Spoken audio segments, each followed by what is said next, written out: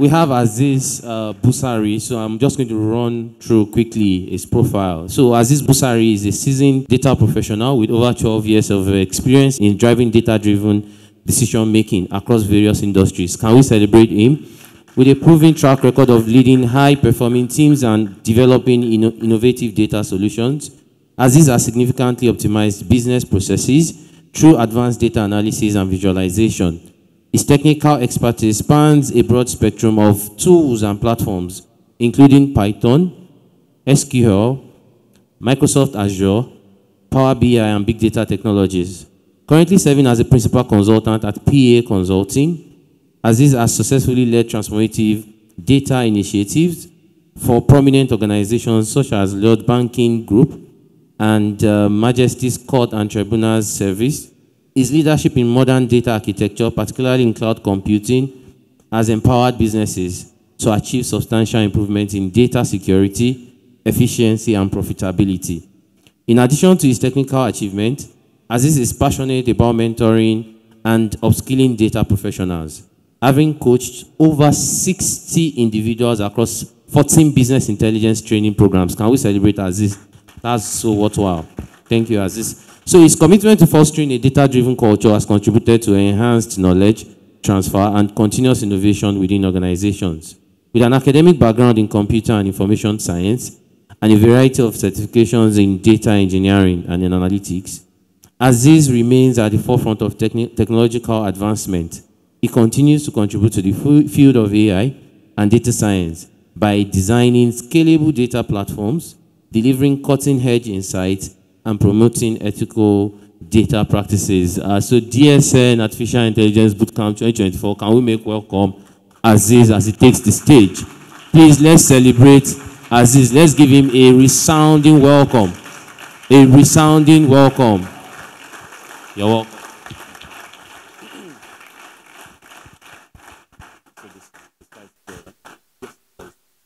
Thank you very much. Good afternoon, everyone. Can you hear me there? All right. My name is Azeez Busari, and very quick introduction while we wait for my slide to come up. I think about 7-8 years ago, I was just like you. I participated for the first, I think the inaugural one in 2017, Dr. Bayo. And then 2018, 2019, actively, I made sure that I didn't just come. My colleague who is handling the camera came with me. We participated in the hackathon, and I think I made top 4 out of 2,000 people. Very, very interestingly, if you would like to hear, and thanks to Dr. Bayo and this platform as well, I recently migrated to United Kingdom and as an exceptional talent in digital technologies. One of the key criteria that I showed during my application was my contribution to initiatives like this, particularly data science. Dr. Bayo happily gave me a recommendation, and then the things that we're able to do here have been recognized, not just in Nigeria, worldwide. So what I'm trying to say to you is, keep at it. We want to see you as a global talent. Thank you. My slide. All right. Again, my style of delivering topics like this is not just Azeez speaking. I might just walk to you to say, give me some responses to some questions. And then the topic today is one that I'm really, really passionate about because everything in terms of technology has grown. And I would like to bring perspective to what we used to do before and what we do now. Again, I just need your attention, please. I'll try not to use the whole 90 minutes, but trust me, it would be nice if you can use the 90 minutes. I know I'm in between this session and your lunch, but I hope it will work at the end of the day. So going into it, we'll be talking about cloud services. Please go back to the title so that we can just focus on it. I can see a lot of people paying attention. So we'll be focused on cloud services and infrastructure for data science, particularly the right architecture you need to build for your data project.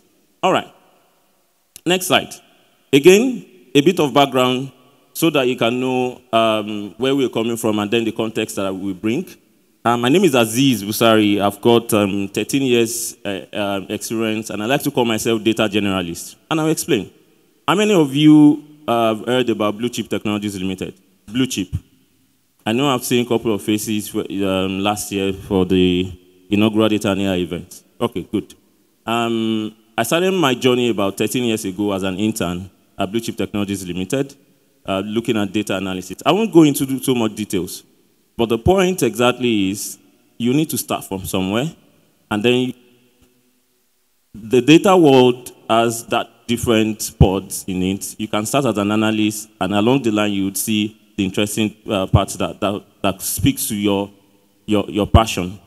And then about 10 years after, I was made the head of data and AI. Some of the interesting things we'll be able to do so that you can see the perspective that I bring on board is I led the delivery for Guarantee Trust Bank, Access Bank, all the data platforms, the top tier banks you can imagine. MTN Nigeria, Dr. Bayo can confirm. Airtel, Stanbic Kenya. And interestingly, in the last 3-4 years, all of you, I know you know Amazon. I built a data platform for Amazon Fresh. I built for the big banks, for Ministry of Justice in the UK. And then I currently have the head of operation for JADA. So I'll tell you about JADA later. All right, next slide, please. Now, what are we looking to discuss today? These are the top 4 things I want you to take out. What do we mean by cloud infrastructure? Why do we need cloud infrastructure? The need for a centralized data storage for any form of data project you want to do. So I've tried to put it as data science. It could be an LLM project. It could be a normal data engineering project. It could be a basic data analysis. This would help you to do any form of data project. The third one is those specific services across the journey. You know, there's a loop within the architecture, the specific services that you need to ensure that you have the right technology to do so. Things. And then lastly, how you can then link your data science, artificial intelligence, and ML services within the cloud architecture. Next slide. Thank you. All right. Why cloud for data science? I know we always get lost in the jargons within architecture, within the cloud, and all of these things. Imagine these cloud services as your very massive external drive, just like we have our laptops here. Imagine the cloud as your big external drive saved somewhere in the cloud. You can't see it. Again, I'll give another use case. Do we know how Netflix and maybe YouTube, how we work? We all know what Netflix is, right? See the cloud service in data as your Netflix of data, where you save your data somewhere, the server is somewhere, for all of these reasons. Number one, scalability. In the past, when you build some of these projects, like I said, Stanbic Kenya, this MTN Nigeria, we used to use what we call the on-premises. And then the way we determine the storage of the data that goes into this on-prem is by guessing how many data do we have, how many users will go in there, how many, all of these metrics will then say, let's go and buy a physical server that has this specification. Why cloud will come in is you can easily start small. There's this concept that I want you to take in. Think big, start small, and scale fast.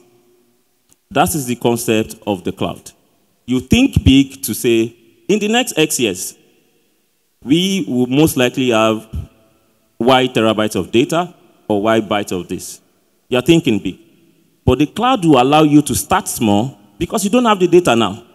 But in the past, you will go buy the big server like the refrigerator, put it somewhere else in the data center, or even keep it in your office to do that. You waste a lot of money. You are not able to scale because when your data grows beyond the specification of this server, you then need to go and buy another server. Do you understand? Scalability. Flexibility. You then have a wide range of services. For example, if you buy a specific server, you might just be boxed to do some type of work. I'll give you an instance. The networking that is, for example, if you buy a Windows server, and then you need to implement a Unix or Linux related project. You then don't use that server, you have to go procure another one, right? So with cloud, you have that flexibility to do other services. All of this will make sense as we go. Cost efficiency, you only pay for what you use. So for example, like I said, with the on-prem, you have to buy everything at once. Even if you don't use them, you pay for them. Security, because all of these are the backup services, these are hyperscaler technology I would imagine that we use, is highly secured. And then it reduces the risk to next slide, please. It reduces the risk to get your data lost. All right. What are those key components for the cloud service? We are getting to the interesting part. The key components for your cloud-based data science workflows are these. No worries. I will ensure they send the slides to you. But I'll start with this. The very first one is what we call the data ingestion. Have you heard about the ETL and ELT before? Anyone? ETL and ELT. Okay, can you tell me what E of the ETL is, please? Thank you. What is T of the ETL? What is L of the ETL? Thank you very much. For those of you who do not know, ETL stands for extraction, transformation, and loading. And then the ELT is extraction, load, and transform. This concept is very simple. You know the way we have pipelines in the oil and gas? You've got data from the source. You want to ensure data moves from the source to the target. It's that simple. But in the data world, we say data ingestion is the process of moving data from the source to the target through either ETL or ELT. What's the difference? In the past, we used to do ETL. When you've got your data in the source, you transform before you load. Why do we do data ingestion? We expect that the target has more compute resources than the source. So the founders of the concept of the data warehousing and data ingestion just thought, since you have more resource and compute at the target, load the data before you transform. I will explain again. ETL says you extract your data, you transform before you load onto the target. But because the target has more compute, more server, more space than the source, the new technology says you extract, load it as is, and then transform because of that reason. That's one. Secondly, for governance perspective, you want to be able to see what you've extracted. So if you want to go back 10 years ago, what are those things that were extracted? You want to see it the way it was as is before they did you do the transformation. Clear? So that's the very first component, data ingestion, and then I'll talk about different and disparate sources of data that we have. You see real-time batch and all. And then secondly, you see the process of ingestion. You need to store it somewhere. That's the data storage layer. We have different steps and components of the data storage layer. Data transformation, how you clean your data. You know, there are different ways you can do data cleaning. Do we know anything about deduplication, please? Anyone? Deduplication. Please give me your name, please, and then. Yeah, I'm Coyote. Thank you, Coyote. Then deduplication, from my experience, is when you want to remove duplicate rows or duplicate columns in your data. Columns that either rows, usually rows that contain the same record. That's deduplication. It's a step in data cleaning. Thank you so much. Very important step in data cleaning. A round of applause for him, please. Deduplication says, as the name implies, you are deduplicating. For example, I'll give you a case scenario. As I have bank accounts with a certain bank. Bank accounts, plural. While I was a youth core member, I opened a youth core bank account. When I got married, I opened another account. When I gave birth to my daughter, I opened a kid account on my name. When they want to send out, when this bank wants to send out a memo, they send out 3 messages to me. They are wasting resources. If it's going to cost $1 to send a message to me, it means they've wasted $3 to send a message to me, right? So for an organization that is data intelligent, business intelligent, will do a data cleaning process that will call deduplication. the ability to go through the characteristics of the data process. We call it ACCUVIT. A-C-C-U-V-I-T. ACCUVIT. A-C-C-U-V-I-T. What does it mean? It checks the accuracy. It checks the completeness. It checks the uniqueness. It checks the validity. It checks the integrity and the timeliness of data. I'll go again. Accuracy, completeness, the other C, I remember, uniqueness, validity, integrity, and timeliness of data. Right. So what it's going to do, it goes through the O4 wall, checks the data, because there's something about me. My name will be the same. My date of birth will be the same. My email address most likely will be the same. And it goes through that and give a unique identifier to say these 3 account numbers belong to this guy. Maybe from email address or address. Do you understand? Those are examples of things that happen within the data transformation layer. And then module training. By this, you build your models, deploy it, scalable. You see all of these linked together within the architecture. Lastly, this is where you then do serve, what we call the serve. Is it that you self-serve or you build the models? What do we mean by that? We know about Power BI, Tableau, and all of those, Google Looker, and even Excel. That's the layer where you help organizations to make informed decisions from the data. So if you look at the flow, you first go to where the data is. You pull it, you store it, you clean it to create models, and then you serve. That is the flow.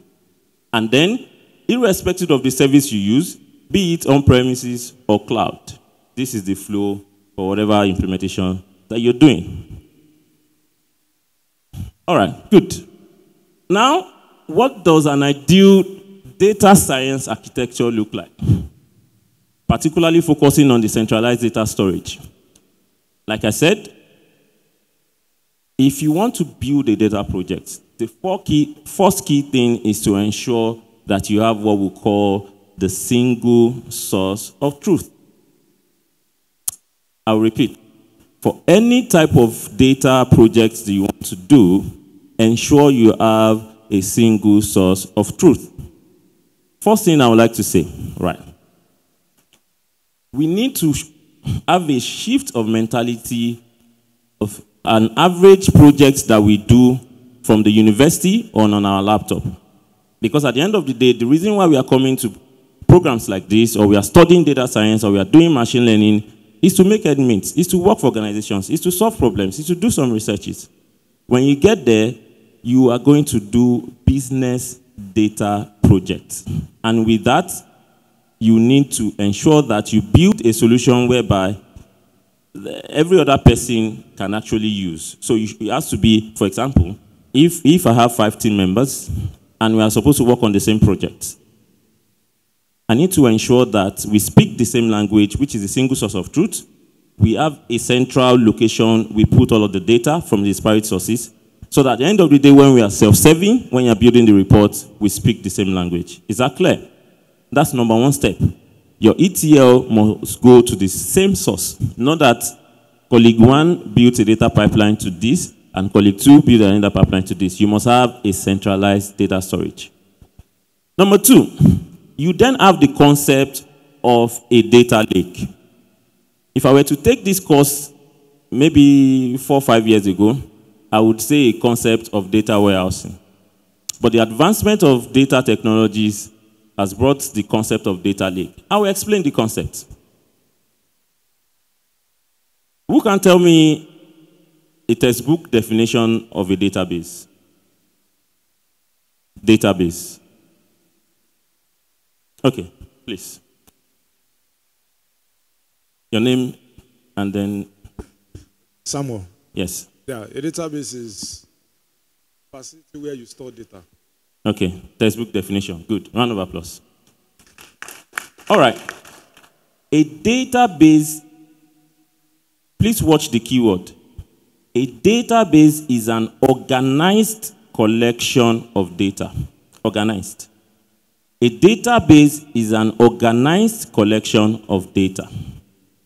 And then a data warehouse is also a database, but a database of databases. I'll explain. Case. I'll use maybe one or two use cases. A database is an organized collection of data, and a data warehouse is a database of databases. Before I explain using a use case, I would tell you the concept behind a database and the concept behind a data warehouse. In data world, the database is what we call an OLTP. It's meant for transaction processing, an online transaction processing. And then a data warehouse is for analytical purpose, OLAP. I'm sure you must have seen it in books. Analytical processing engine. That's what a data warehouse is. Let's bring it home. If you are to build a data platform for a financial institution, let's say a bank, you are being called that, come and build a data warehouse or a data platform, irrespective of it, on-premises or cloud, for a bank. An average bank has almost 100 data sources. What are those data sources? If I bank with, say, GTB, for example, I will most likely have their card. I will most likely have this channel called *737#. When I want to do some transaction, if they pay me via checkbook, I would need to go cash it. Sometimes I go into bank to do it. And then do many, many other things. Guess what? Each of these channels have their database sitting at the back. So they don't build one single database for all of these transaction systems. So your disparate sources of data would then be, you have ATM database that will have not just my data, all of the customers, POS database, *737, which is USSD database, branch database, which is normal thing when you go in. All of it still go into the banking system. Those databases are individual databases. So it could be Oracle, it could be MySQL, it could be Postgres, it could be anything. Understood? Now let's go to data warehouse. Data warehouse is now that very big box, the central location that will warehouse the data from all of those databases. So you have a cutoff point. Most times we call it EOD, end of day. You have a cutoff point by end of day where transactions are really low. That's when your data ingestion, your ETL kicks in. It goes to each of those databases to refresh the data there, lump it into the data warehouse. So if you want to know how many Azeez did transaction yesterday, how many, which of our branch made the most money, if you want to answer those business questions, you don't go to each of those databases. You go where? Thank you very much. And I'll tell you the reason. The BI you see in Power BI and everything means business intelligence. For an organization to be business intelligent, you need to ensure that your data is up to date in the data warehouse. Because I'll tell you, let's add some mathematics into it. If you have 100 data sources, and as the ED or CEO of the bank, if you want to answer the question of how many transactions did we do yesterday across our 100 channels, if there was no data warehouse, if it's going to take you 1 minute to go to each of these databases, how many minutes would you need to get your answer? Thank you very much. It means you need to do 1 minute to source 1, 1 minute to source 2, 1 minute to source 3. But to be business intelligent, you need to go through this data process, brings the data into a central repository, and then the concept of data warehousing is even less than 1 minute you get it. Why? Because that data warehouse has bigger compute. Customers are not transacting with the data warehouse. It's just meant for your analytical purpose. Do you understand? Yes. So this is not about cloud. You need to understand the concept of the architecture before we then apply the cloud service into it. Understood? Good. Security. Sorry, before I go into security, you might be wondering the difference between a data lake and a data warehouse. Recall that I said if you ask me if I'm to take this 5 years ago, I would say data warehouse. Structured data, data warehouse.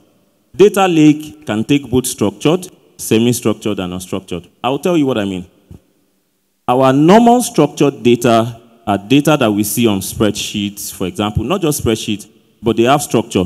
You know, name of, the first name is on first name column, date of birth, they have the records and fields concept, structured data.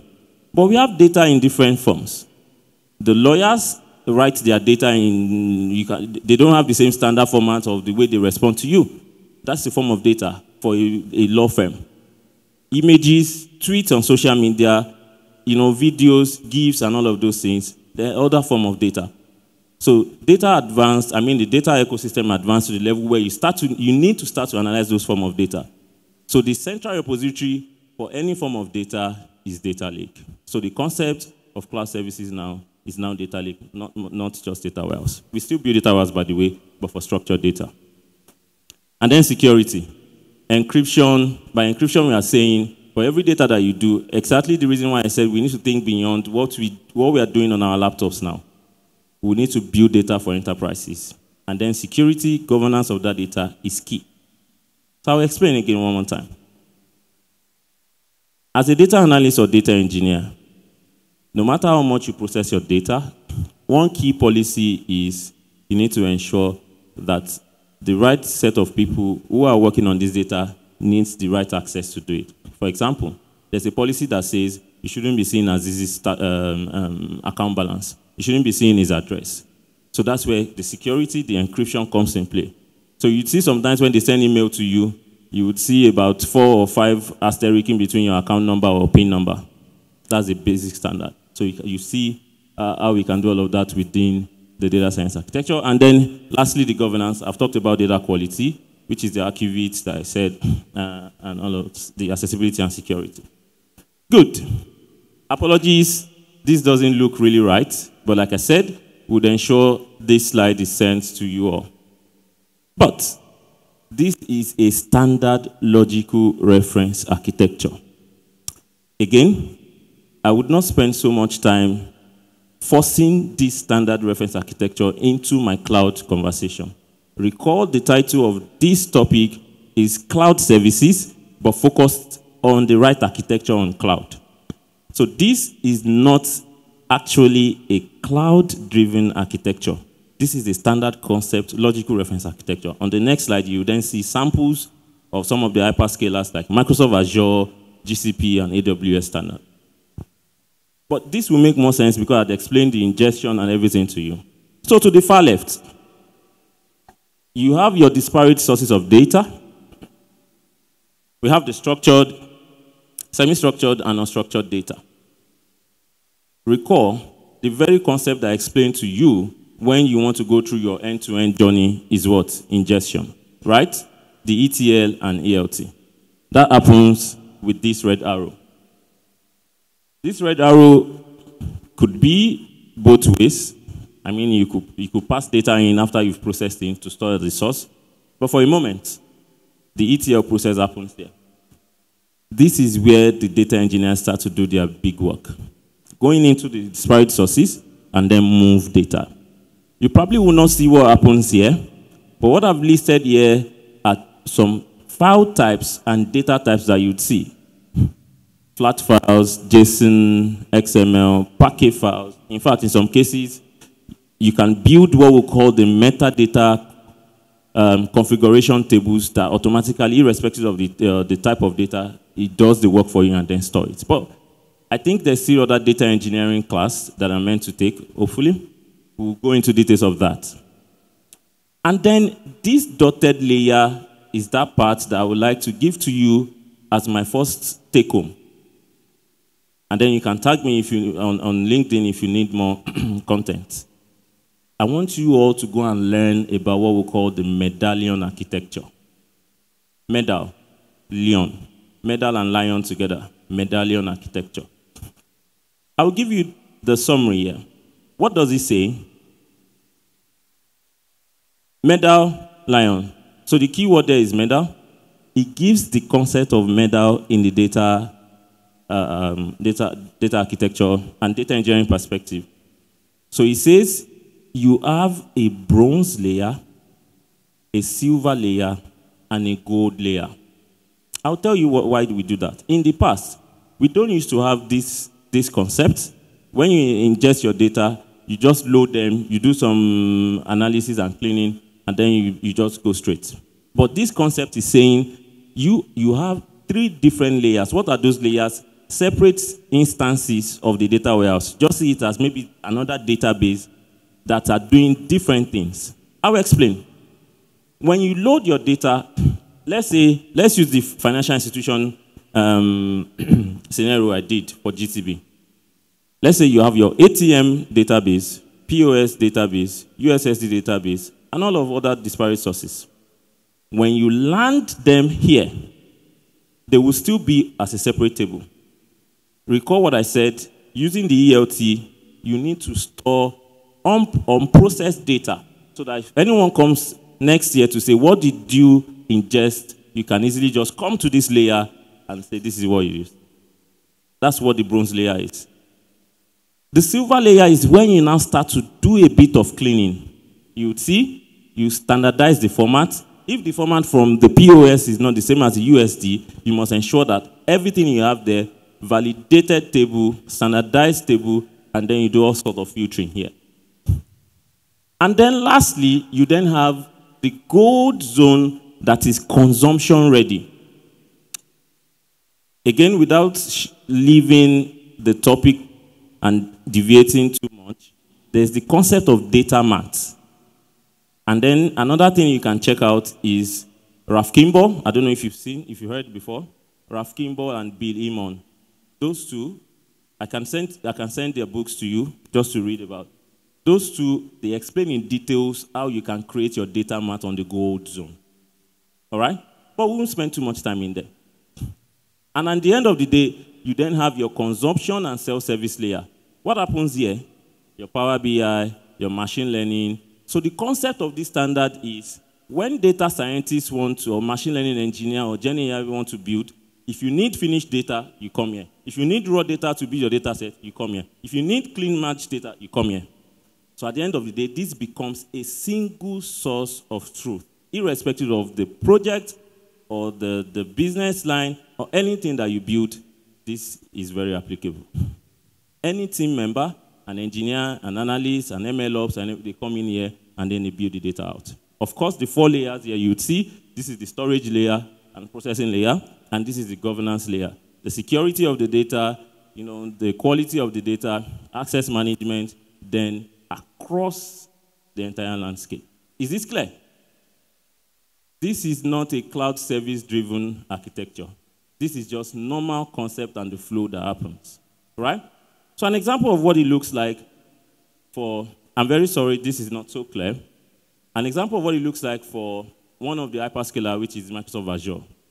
You see it's the same concept, it's driven differently. So I got this directly from Azure website, and if you, when this is sent to you, if you click on this here, you would see more details. But what does it say? You have your ETL tools that will move data into, you see Apache Spark. Can you see the 3 database buckets here? The bronze, the silver, and the gold to do the transformation. And at the end of the day, you can see, the governance services here. All of these that you are seeing here, including the Power BI, are cloud-driven architecture that powers the previous flow that I've said. And then the second one here is similar technologies from AWS. Right? So lastly, I want you to check the same thing. Once you get this, try to create, maybe not create it in this flow, look for equivalent technologies in GCP. The top 3 hyperscaler cloud services that we have is Microsoft, Google, and AWS. So I want you to check, looking at what we've done here, you don't necessarily have to create the architecture, just check equivalent services of this in GCP, just so you understand how it works. And then I've given you a tips here. This doesn't necessarily look good, but if you see it on your mobile phone or your computer when you get this deck, you would see a cloud comparison cheat sheet. This will really help you. So for example, if you know what you're looking to do, for example, you want a virtual machine. If you want it in Microsoft, you see the name here, look for the equivalent in Google or Oracle, and that's it.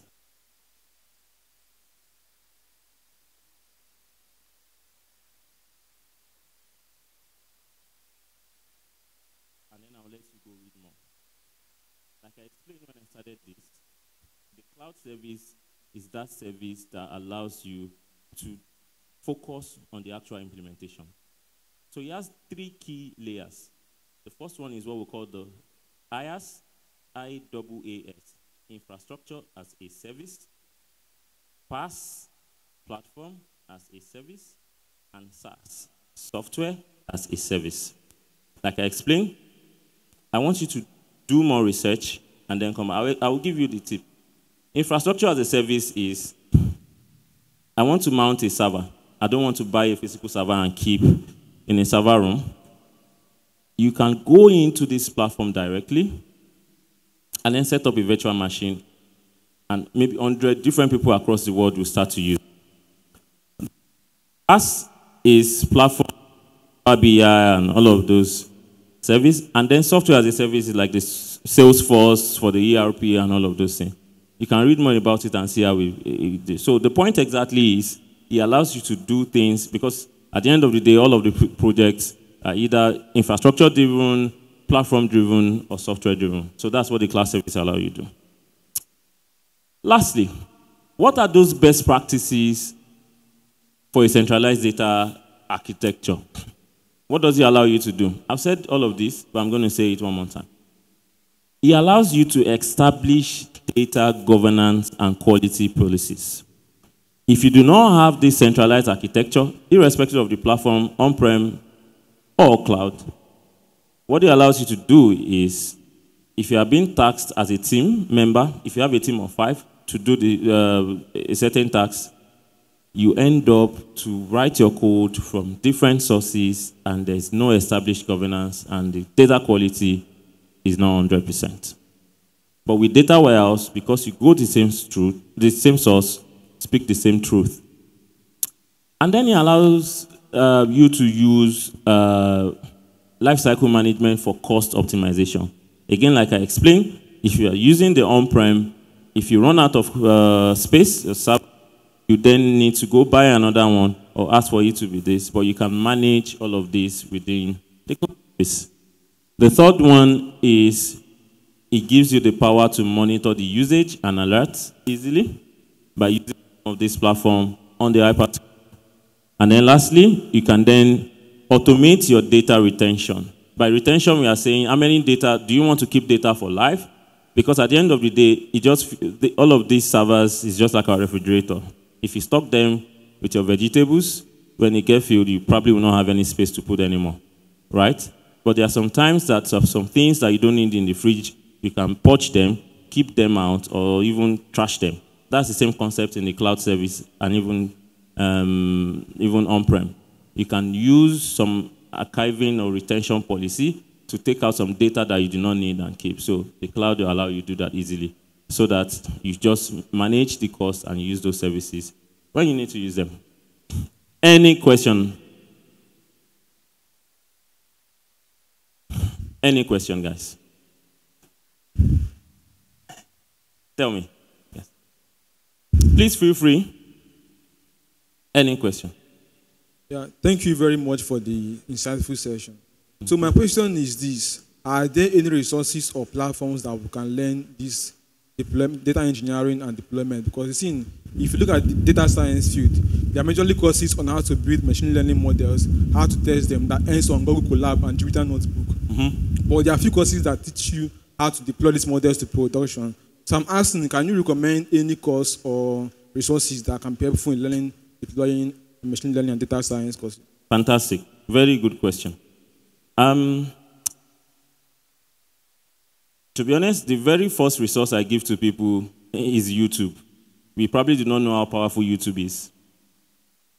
That's the very first resource I'll give to you. Go on YouTube, you'd see playlist, not even one video, playlist of people trying to even help everyone, including myself, to learn some of these things better. Some paid sites, DataCamp. I really like DataCamp. I'll tell you why. Because they are solving the problem within the data space. They are focused. You will not see anything that has to do with operations or anything. So DataCamp is there. Of course, the big names like Udemy, Coursera, and will be there. But my first will be YouTube.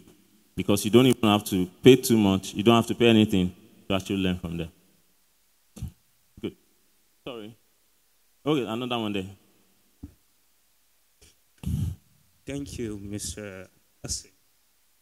Sorry. The question I have is, it might be kind of a business-related question. Okay.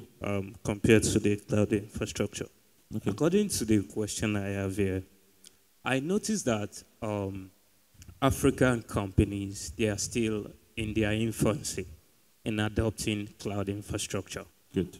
And when I do some review, I noticed that it is due to the African nation data protection laws and stuff like that, and to build your local data center in the African nation. And I noticed that there's no company having that kind of infrastructure in Africa majorly, because we have the likes of Google, Azure, and Microsoft and stuff like that. So my question is, do you think Africa needs its own locally made data infrastructure like that of Google Cloud and Azure? You know, those ones are meant for the white, the European, and the Western nation. Do you think we Africa need our own specified infrastructure? Thank you. Thank you. Very good question. The first response is, yes, we do need it, and yes, we have it. There are some African-owned cloud services, maybe not as popular as the hyperscaler, but that's not the real problem that we have. The real problem we have in Africa is the adoption. There's still that belief that your data can get stolen if you use the cloud services. So what I always recommend, and I think all of these hyperscalers, they do have this framework. When you're going into projects to do data services or data projects, there's this set of, they call it Cloud Adoption Framework. You can check it out. Google has it, Microsoft has it, and I'm sure even AWS would do. So what I'm saying is, if you use, it has a set of rules and questions whereby you don't, as a consultant, you don't even have to fill it. You put it right in front of the client to do some submissions, answer some questions, why do you need it? And then it comes up with an automatic response. It shows them that this is the reason why you need to use it. Even if it's negative, they know that we are not ready to use it. I hope that answers your question. Use the cloud adoption framework, and that's it. A question here, no worries. I will take everything. Good. All right. Okay, thank you. Thank you for the presentation. Thank you. I just have a few things I need clarity on. Right. First, how do you compare or relate data mining with data warehousing? Good. Data mining and data warehousing. Good. And then also, you're talking about the virtualization. Good. About building a machine. I didn't get an example of how you can build a machine virtually or something. Good. And then I needed clarity on the non-relational database. As a data scientist, must I have to know the two, like relational databases Good. and non-relational databases? Good. Thank you. I would do, thank you for those questions. I would do the LIFO approach, which is the last thing first. So I'll take your last question first. Okay. Yes. No, I mean, I want to respond. He asked 3 questions, so I'm saying I will start from the last one. That's what I mean. So 3 more, and so let's just check. So the first one is, you talked about unstructured data if you need to learn it. Yes, everyone needs to know the type of data that we use. Everyone. So for example, if you work, I'll continue to use the same use case, even if it's a telco or a bank or whatever organization. We've gotten to the age where organizations want to track what people say about them on social media. As a data scientist, as a data analyst, as a data engineer, if you need to work with that data, you need to learn how to work with semi-structured and unstructured data. Right?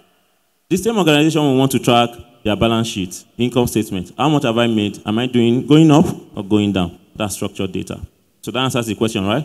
So irrespective of the area that you are, don't be focused on just one type of data. You need to learn other type. And I think the second one you asked is virtualization. What I meant is, you have a team member of 10. You are working on a project where you have 200 people, right? You want to create virtual machines, just like a laptop. Instead of creating one server that everyone connects to, or you buy a laptop for each of them, you can just create virtual machines on them and then just give them the RDP, remote desktop location, where everyone just logs in, and that's what I meant with that. And I hope that clarifies. And then the first one, you talked about data mining and data warehousing. I will explain. The process of data warehousing is the ability to go into disparate sources of data, merge them into a central location for the purpose of building insights or creating reports. That's the concept of data warehousing. Data mining needs the data warehousing. That is what if you did not get any lesson out of what I've said today, I'm saying for any type of project that you do, have the concept of centralization. Always centralize your data before you do anything. So the data mining will need that centralized data from data warehouse before you even mine it. Now let me answer your question directly. There is a methodology in data mining called the CRISP DM. Data scientists will know. The CRISP DM, cross-industry standard process of data mining, is a framework. What does it say? For every type of business that you do, the first step is you need to understand the business. Again, I call myself a data generalist because I'd worked with financial institution data, health data, agri data, startup data, being this and that. So if you ask me to come and build a model for you, the first step, there's no way I would tell you one very shocking story. Two similar banks here in Nigeria, using the same technology. I built a data warehouse. Thank you, my colleague is there. We built a data warehouse about several years back. Using the same technology, the same version, we moved to the next bank to continue the project. We're expecting to use some of the security code. It doesn't work like that. Data understanding. The business people have told you. You then need to understand the data. Oh, our data is in this server. This is how you get into it. It is not so clean. This is this and that. And then you go ahead to prepare your data set, and then you build the model, and then you deploy. Sometimes things will fail. You go back to the cycle.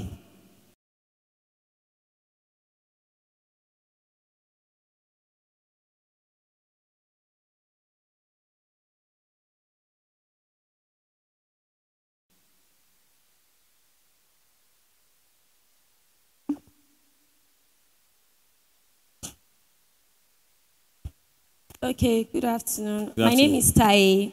So my question goes to what you ended the whole talk with. When you started, I got intrigued because of the space you mentioned. But when you ended, you mentioned something of archiving. You said if the space is filled up and you have a lot of information you don't need. Yeah. But what of the case that you have the information, you need it. Yes. So this archiving, I don't know if you can expatiate, or is it also part of the cloud services or a separate? Very good question. Very good question. Again, data retention and archiving has nothing to do with cloud. It is a general concept, even if you have your own premises server sitting somewhere, right?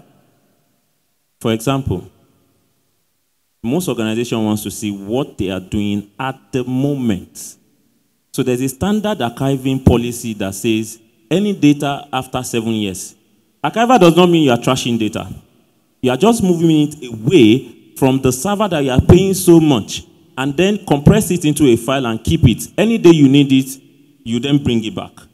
Does that make sense? So at every time, you have the archival policy that says maybe 10 years, 8 years, 9 years, 7 years, depending on the type of data that you consume on a daily basis. You then archive it, put it in a RAW file or this file that is just small, and keep it in a separate server that is safe. If you then need it, you can restore. So at every point in time, your archival policy can say, let's retain recent 7 years data and archive anything 7 and above. Happy? Good. Thank you for the lecture. Thank you so much. So I work in the FMCG sector. Good. And because of this, I had a discussion with my boss some weeks ago about how we get our data. Okay. We get it from market, field, sales, and the rest of them. Right, right. So you made something interesting. You said we can get it in different formats and put it in the bronze, something like that. Fantastic. So do you have, I need more explanation as regards that, because initially I was thinking I'll get different database for all these things. Good. Then what would the central database look like? Will I be the one to keep manipulating it, or we have someone else to start manipulating it? Why I do for the bronze? Fantastic. Thank you. Thank you so much. Another thing is that the company is trying to push back. They said we have OneDrive, and what's the concept of OneDrive in this situation? Fantastic. Thank you. All right, good question. Let me explain again, and I think I'll take it back to what I said earlier, that you guys should try to do some research on the medallion architecture. But I'll try to explain. Recall what you said, that there are different sources of the data. We have different OEMs. OEMs means original equipment manufacturer, manufacturer of databases. So you can have your MySQL database, you can have your Postgres database, you can have your flat file in CSV, or you can have your text file. And then they have data that speaks to your business. You need all of this data, merge them together to make informed decisions, right? What the bronze layer is saying is, you can create a lake storage, or a storage where you then define, irrespective of where the source is, I want to make my bronze layer to be in this format. If I'm taking it in CSV, I want to define the format on bronze layer to be CSV. If I'm taking it in normal data format, it will still remain CSV. If I'm taking it in Parquet, it will still remain CSV. If I'm taking it in XML or JSON, it will still be in CSV. Do you understand what I've said? So most of the time I will recommend Parquet.